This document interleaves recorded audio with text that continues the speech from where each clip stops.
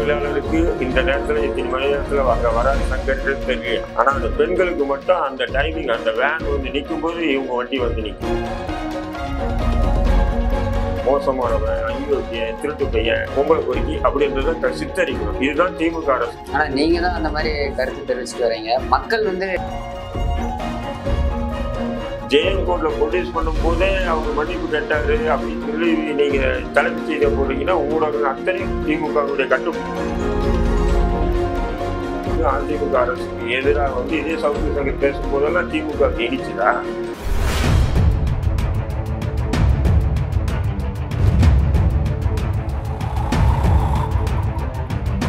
மாற்றுக்குரல் நேயர்கள் அனைவருக்கும் வணக்கம். அதாவது இன்றைக்கு நம்மளோட நேர்காணல் இணைந்திருப்பவர் இந்திய தேசிய லீக் கட்சியின் தலைவர் தடா ரஹீம் அவர்கள். வணக்கம் சார்.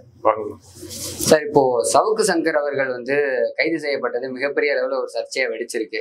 ஆனா நீங்க எல்லா இடங்கள்லயுமே வந்து சவுக்கு சங்கருக்கு ஆதரவா கருத்து தெரிவிச்சுட்டு வரீங்க. ஆனா அவரு பெண் போலீசாரை பத்தி பேசின விஷயங்கள் எல்லாமே தவறான ஒரு விஷயம் தான். ஆனா நீங்க எந்த வகையில அவருக்கு ஆதரவு தெரிவிக்கிறீங்க? அதாவது பெண் போலீஸை பத்தி பேசியது தவறு, தவிர்க்கப்பட வேண்டிய வார்த்தைகள், அதெல்லாம் மாற்று கருத்து இல்லை. அதுக்காக கைது செய்யப்பட்டு இருந்தாருன்னு சொன்னா நம்ம இப்படி அவருக்கு ஆதரவாகவோ எதிராக பேசி இருக்க போறது இல்லை. ஆனா கடந்த 2 ஆண்டுகளாக திமுகவினுடைய மக்கள் விரோத செயல்பாடுகளை பொது வெளியில பகிரங்கமா வெளிப்படுத்திட்டு வரக்கூடிய ஒரு ஊடகவியலாளர் தான் சவுக்கு சங்கர் இருந்திருக்காரு.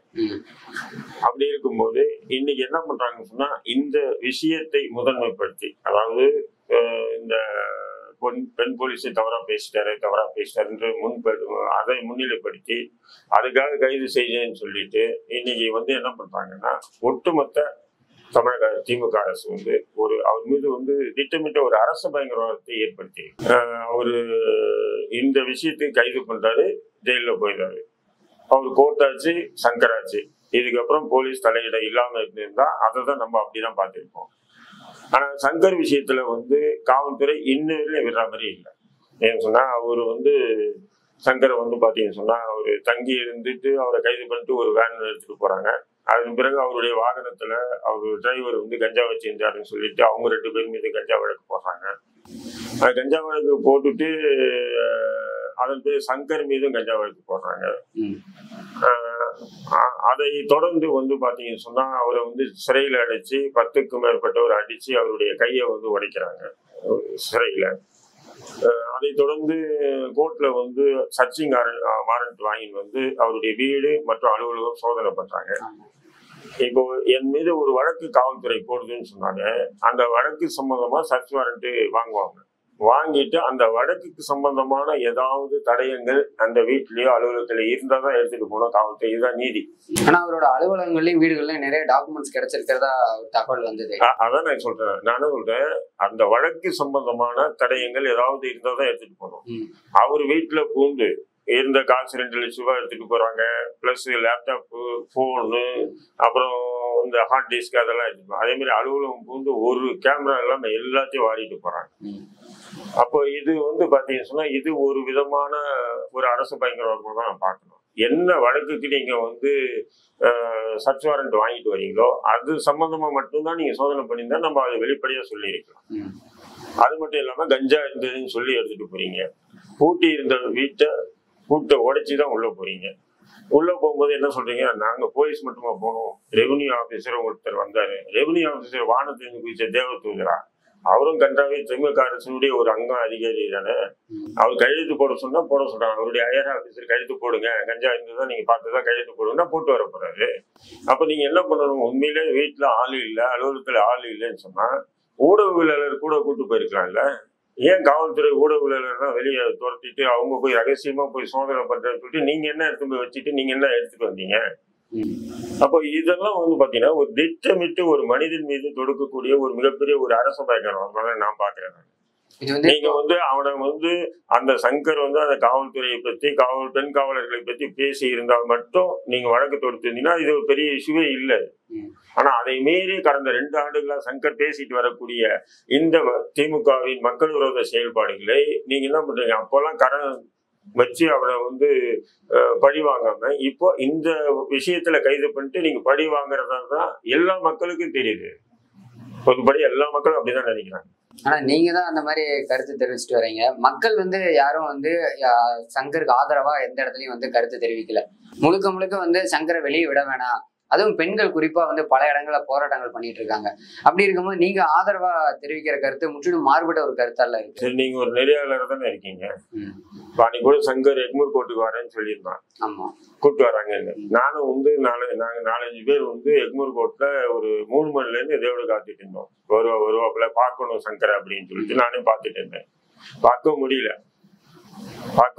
எப்போ கொண்டு வந்தாங்க, எப்போ கொண்டு போனாங்கன்னு தெரியல. அடுத்த நாள் நியூஸ்ல பார்த்ததும் தெரியுது கொண்டு வந்து கூட்டு போயிருக்காங்க. உங்க கண்ணுல படவே இல்லை. அப்படி இருக்கும்போது அது எப்படி சங்கர் கூட்டு வரக்கூடிய வேணும், அவருக்கு எதிராக போராடக்கூடிய அந்த மகளிர் அணியும் ஒன்னா வருது? எப்படி வருது? ஊடகவியலாளருக்கு இந்த நேரத்துல இத்தனை மணி நேரத்துல அங்க வர சங்கர்ன்றது தெரியலையா? ஆனா அந்த பெண்களுக்கு மட்டும் அந்த டைமிங், அந்த வேன் வந்து நிற்கும் போது இவங்க வண்டி வந்து நிக்குது. போராட்ட குழுவினுடைய வண்டி வந்து நிக்குது.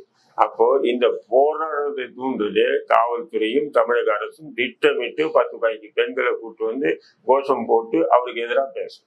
சரி, நீங்க சொல்லுங்க. இதே சென்னை மட்டும் இல்ல, தமிழ்நாடு முழுக்க நான் சொல்றேன். நீங்க இந்த தேதியில இத்தனை மணிக்கு சங்கரை கூட்டு வரான்னு சொல்லுங்க. இவங்க 10-20 பேரை கூட்டு வராங்க. நான் கூட 50-100 பெண்களை அனுப்பி விடுறேன் சங்கருக்கு ஆதரவா கோஷம் போறதுக்கு.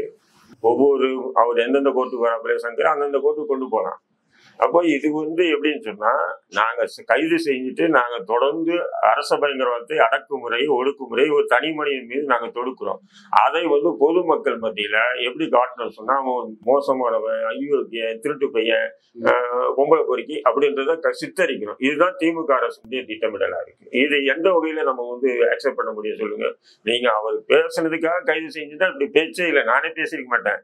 உள்ள போயிட்டு வந்து மாப்பிள்ள ஒன்றும் பிரச்சனை இல்லை அப்படின்னு சொல்லுவேன். ஆனா அதை மீறி நடக்கக்கூடிய, அவரு பிடிச்சிட்டு வராங்கன்னா அந்த ஆக்சிடென்ட் ஆன அந்த சிசிடிவி எல்லாம் பார்த்திருப்பீங்க. ஒரு வண்டி வந்து நிக்குது, வாடா எப்போ வந்துட்டீங்களா வந்துட்டேன், அதை வந்துட்டேன் பாரு கரெக்டா வந்து மோதுதான். சரி, அந்த வண்டியில யாரு இருந்தா? அந்த வண்டியை பாத்தீங்கன்னு சொன்னா அப்படியே ரொம்ப மோசமா பாதிப்பு அடைஞ்சிருக்கு இல்லையா? அப்ப அந்த வண்டியில எத்தனை பேர் இருந்தாங்க? அவங்க என்ன செத்துட்டாங்களா?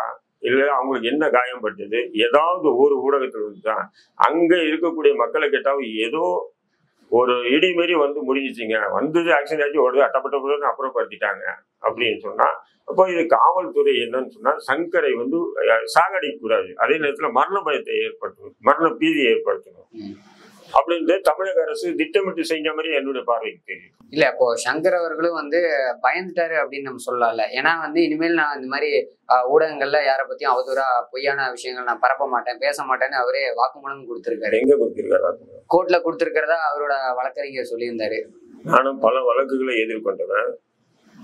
மேஜிஸ்ட்ரேட் கோர்ட்ல வந்து இப்ப என்னை கொண்டு போறாங்கன்னா மேஜிஸ்ட்ரேட் என்ன கேட்பாருன்னு சொன்னீங்கன்னா, இந்த வழக்கில் இந்த செக்ஷன் அடிப்படையில் உங்களை கைது செஞ்சிருக்காங்க, உங்களுக்கு தெரியுமான்னு கேட்பாரு. ஐயா எனக்கு எதுவுமே தெரியாதையா, பிடிச்சி நேரம் கூப்பிட்டு வந்துட்டாங்க அப்படின்னா தெரிஞ்சுக்கன்னு சொல்லுவார். உங்க சார்பா யாருன்னா கவுன்சில் அட்வைஸ் வச்சிருக்கீங்களா? இருக்கு, என்னன்னா அவரு கேட்க சொல்லுங்க. அப்ப அவர் வந்தாருன்னா அவர்கிட்ட எடுத்து கொடுப்பாரு. அந்த எஃப்ஐஆர் என்ன அடிப்படை செக்ஷன் போட்டிருக்காங்கன்னு சொல்லுவாங்க. அதை விட்டுட்டு நீ இந்த குற்றத்தை செய்யலையா அல்லது செய்ததை வந்து மனம் வருந்துறியா, இப்படி கேள்வியெல்லாம் கேட்கவே மாட்டாங்க. அப்படின் போது அவர் எப்படி கோர்ட்ல வந்து தானா முன் வந்து ஐயா நான் தப்பு பண்ணிட்டேயா, என்னை மன்னிச்சுக்கியான்னு சொல்றது வேண்டிய அவசியமே இல்லையே. ஏன்னா இந்த கோர்ட்டு ஜேஎம் கோர்ட்ல கேஸ் ஃபைல் பண்ணிட்டு அதுக்கப்புறம் குற்றப்பத்திரிகை தாக்கல் பண்ணுவாங்க. அந்த குற்றப்பத்திரிகை அடிப்படையில் தான் வழக்கு நடக்கும். வழக்குல வந்து சாட்சிகள், ஆதாரங்கள், இவர் பேசின வீடியோ, ஆடியோ எல்லாமே அந்த ஃபாரன்சிக் ரிப்போர்ட்டர்லாம் இவருடைய குரல் தான் அப்படின்னு சொல்லிட்டு காவல்துறை சார்பாக சமர்ப்பிப்பாங்க. அந்த சாட்சிகள் எல்லாம் விசாரிச்சுட்டு இவர் பேசுனது உண்மைன்னு ஆனா அப்போ வேணா நீதிபதி கேட்பாரு. தீர்ப்பு சொல்ற நேரத்துல நீங்க தான் பேசி இருக்கிறதா தெரியுது, இதை பத்தி நீங்க என்ன நினைக்கிறீங்கன்னா அப்போ வேணா சங்கர் வந்து ஐயா என்ன மன்னிச்சிருங்க நான் இனி பேச மாட்டேன்னு சொல்றதுக்கு வாய்ப்பு இருக்கே தவிர, இப்போ ஜேஎம் கோர்ட்ல ப்ரொடியூஸ் பண்ணும் போதே அவர் மன்னிப்பு கேட்டாரு அப்படின்னு சொல்லி நீங்க தலைமைச் செய்தியா போடுறீங்கன்னா ஊடகம் அத்தனையும் திமுகவுடைய கட்டுப்பாட்டுல இருக்கின்ற ஒரு திமிரின் வெளிப்பாடாது எப்படியும் கேட்க முடியும். அதுவே வந்து வழக்கறிஞர் தான் வந்து சொன்னதா ஊடகங்கள்ல நம்ம யாருன்னே தெரியல. அந்த வழக்கறிஞர்கள் திடீர்னு 4 பேர் முளைக்கிறாங்க, என்ன பண்றது? அது திமுக செட் பண்ணிட்டு பண்ணிருக்கலாம். அப்படி கேட்க முடியாது தம்பி. இது லாஜிக்கா நான் பேசுறேன். இது நம்ம பேசுறது எத்தனையோ வழக்கறிஞர்கள் கூட பார்க்கலாம். எத்தனையோ போலீஸ் ஆஃபீஸர் கூட பார்க்கலாம் நம்ம பேசுறது. இப்போ அவங்களுக்கே தெரியும் கரெக்டு தானே, இது எப்படி சங்கர் வந்து அங்கே மன்னிப்பு கேட்டாருன்னு சொல்ல முடியும்? அப்படி ஒரு செக்டரே உருவாகாது அங்க அந்த இடத்துல வந்து அந்த ஒரு சூழலே உருவாகாது. போய் கேட்பான் எக்ஸ்டென்ட் போலீஸ் காவலுக்கு கூப்பிடுறாங்க, நீங்க போறீங்களான்னு கேட்பான். அப்ப நான் போக விரும்பல சார், நான் என்ன போனா அடிச்சிருவாங்கன்னு சொல்ல வாய்ப்புகள் இருக்கு, இல்ல என்ன துன்புறுத்துவாங்கன்னு சொல்ல வாய்ப்பு இருக்கு. அப்ப என்ன பண்ணுவான், துன்புறுத்தக்கூடாது, அடிக்கக்கூடாது. இவரை வந்து வழக்கறிஞரை வந்து நீங்க போலீஸ் காவலில் இருக்கும்போது வழக்கறிஞர் அடிக்கடி வந்து சந்திப்பார். இப்ப எந்த கண்டிஷன்ல நீங்க கொண்டு போறீங்க அந்த கண்டிஷன்ல தான் கொண்டு வந்து, அதுவும் ஐஓ இன்வெஸ்டிகேஷன் ஆபீசர் வந்து எங்களுக்கு ரிட்டர்ன்ஸ்ல எழுதி கொடுங்கன்னு கேட்பார். இது போல வாதங்கள் தான் அங்க நடக்குமே தவிர மற்ற எந்த விஷயமும் நீ செஞ்சா செய்யலையா, நீ குற்றவாளியா இல்லையா, இது எதுவுமே மேஜிஸ்ட்ரேட் கேட்கவும் மாட்டார். இப்போ தொடர்ந்து சவுக்கு சங்கர் அவர்கள் பாத்தீங்க அப்படின்னா திமுக பத்தின நிறைய விமர்சனங்களை முன் வச்சு அது மூலியமா தான் இப்போ உள்ள போயிருக்கிறதா நீங்க சொல்றீங்க. ஆனா அவர் வந்து இப்போ மற்ற கட்சிகளும் வந்து நிறைய விஷயங்கள் வந்து தவறா செய்யறாங்க, அதை பத்தி அவரோட சவுக்கு மீடியால பேசுறது இல்ல. ஏன் எதிர்கட்சிகள்ட்ட ஏதாவது அவர் டீலிங் ஏதாவது பேசியிருக்காரா? இல்ல, எப்பவுமே ஆளுங்கட்சி பத்தி மக்களுடைய கேள்விகளை ஒரு ஊடகவியலாளரா வெளிப்படுத்துதானே உண்மை. இதே சவுக்கு சங்கர் கடந்த அதிமுக ஆட்சியில் எத்தனை விஷயங்களை வந்து வெளிக்கொண்டு வந்திருக்காப்புல. குட்கா ஊழல்னு சொல்லி நீங்க கேள்விப்பட்டிருக்கீங்க. விஜயபாஸ்கரும் சென்னை கமிஷனர் இதுவும் அந்த குட்கா ஊழலை பத்தி சவுக்குடைய வெப்சைட்ல மிகப்பெரிய ஆர்டிக்கல் எழுதுறாரு. அந்த ஆர்டிக்கலை படிச்சுட்டு என்ஆர் இளங்கோவன், திமுகவுடைய மூத்த வழக்கறிஞர் என்ஆர் இளங்கோவன் சவுக்கு கான்டாக்ட் பண்ணி அதை நீங்க அந்த ஆர்டிக்கல் எழுதிருக்கீங்க, அதனுடைய மெட்டீரியல் எல்லாம் கொடுங்கன்னு சொல்லி அவர் வாங்கி RS பாரதி மூலமா வழக்கு போட்டு அந்த வழக்கின் அடிப்படையில் தான் அந்த அவங்கள கைது போயிட்டாரு. மிகப்பெரிய ஒரு பிரச்சனையாச்சு. அப்போ அதே அதிமுக ஆட்சியின் போது குட்கா ஊழல் மட்டும் இல்ல, பல வழக்குகளை வந்து அதிமுக அரசுக்கு எதிராக வந்து இதே சவுக்கு சங்கர் பேசும்போதெல்லாம் திமுக இனிச்சுதா? இன்னைக்கு திமுக ஆளுங்கட்சி இருக்கு. இப்ப நீங்க ஆளுங்கட்சியா இருக்கும்போது நீங்க செயல்படக்கூடிய ஒவ்வொரு விஷயத்தையும் மக்கள் மத்தியில கொண்டு போவதுதான் ஒரு ஊடகவியலாளருடைய கடமை. அந்த செயலை அவர் செய்யறாரு. செய்யும் போது நீங்க வந்து அதுக்கு பதில் கொடுக்கணும். இல்லைன்னு சொன்னா அதை இன்னொரு முறை அந்த தவறுகள் நடக்காம ஊடகத்துக்கு இந்த செய்திகள் போகாம நடந்துக்கணும். நீங்க செய்யற தவறுக்கு ஒரு தனி மனிதன் மீது ஒரு அரச பயங்கரவாதத்தை ஏவுவது எந்த வகையில் நியாயம்? சரி, அவர் அந்த குற்றம் செஞ்சாரு, பேசிட்டாருங்க, என்ன பேசினாரு அந்த வீடியோ நீங்க மொத்தம் பாருங்க. சவுக்கு மீடியாவை முடக்க போறாங்க, அதுதான் கிளிக்ஸும் சவுக்கும் பேசுறாங்க. ஏன் முடக்க போறாங்கன்னா, கார்த்திக் என்ற ஒரு லா காலேஜ் ஸ்டூடெண்ட் வந்து என்னுடைய சவுக்கு மீடியால வேலை செய்யறப்பல அவனை கைது பண்ணிட்டாங்க. ஆனா சாதாரணமான வழக்கு, அவனை 10-20 பேர் அவன் தங்கி இருந்த விடுதிக்குள்ள போந்து அவனை தூக்கி சர்ச்சிங் பண்ணி ரொம்ப அவனை இது பண்ணிட்டாங்க, தூக்கிட்டு போயிட்டாங்க. அதன் பிறகு வந்து வேல்முருகன் ஒரு பையனை வந்து அரெஸ்ட் பண்ணிட்டாங்க. அப்புறம் லியோ ஸ்டாலின் என்ற ஒரு பையனை வந்து நெறியாளராக இருக்காப்புல அவரை வந்து போலீஸ் வந்து பிடிக்கிறதுக்கு ஒரு தனி டீம். என்னன்னா அவருடைய காதலி புகார் கொடுத்தான், கொண்டாட்டி புகார் கொடுத்தாவே கைது பண்றது இல்லை, காதலி புகார் கொடுத்ததுக்காக காவல்துறை 5 பேர் கொண்ட டீமை வந்து நியமிச்சிட்டாங்க. அப்ப என்னுடைய சவுக்கு மீடியாவை திமுக அரசு முடக்கிறதுக்கு உண்டான வேலைகளை ஆரம்பிச்சிட்டாங்க. அது என்னன்னு சொன்னீங்கன்னா, அதாவது அவன் சங்கருடைய பாஷையில சொல்றாப்புல, இளவரசர் யார உதயநிதி ஸ்டாலின் வந்து லண்டன் போறாரு, நான் போயிட்டு வரதுக்குள்ளே நீங்க இந்த இதுவை முடிச்சிடணும்னு சொல்லிட்டு ஏடிஜிபி அருண் அவர்கள்கிட்ட ஒப்படைச்சிட்டு போயிருக்காரு. ஏடிஜி அருண் வந்து இந்த வேலையை செய்யறதுக்கு ஆரம்பிச்சிட்டாரு. அப்ப என்னுடைய அலுவலகம் வந்து முடக்கப்படும், நான் கைது செய்யப்படுவேன் அப்படின்ற அடிப்படையில பேசுறாரு. அந்த பேச்சு பேசும்போதுதான் என்ன பண்றாரு, அவர் என்ன பண்றாரு, அந்த ஏடிஜிபி அருணை பற்றியும் அதை தொடர்ந்து அவர்கிட்ட பணிபுரியக்கூடிய பெண் போலீஸை பற்றியும் தவிர்க்கப்பட வேண்டிய பேசக்கூடாத வார்த்தைகளை, அந்த ஆத்திரத்தின் வெளிப்பாடு, ஆத்திரத்தில் புத்திமட்டுகள் போகிறவங்க அந்த மாதிரி அவர் என்ன பண்ற அடிச்சு விட்டுறாரு. அதுக்கு முன்னாடியே சவுக்கு மீடியாவை முடிக்கணுன்றதுதான் இந்த திட்டமிடல் ஆகும். அவர் அந்த பேச்சு பேசாம இருந்தா கூட சவுக்கு கைது செய்யப்படுறார், சவுக்கு மீடியா முடக்கப்படும்.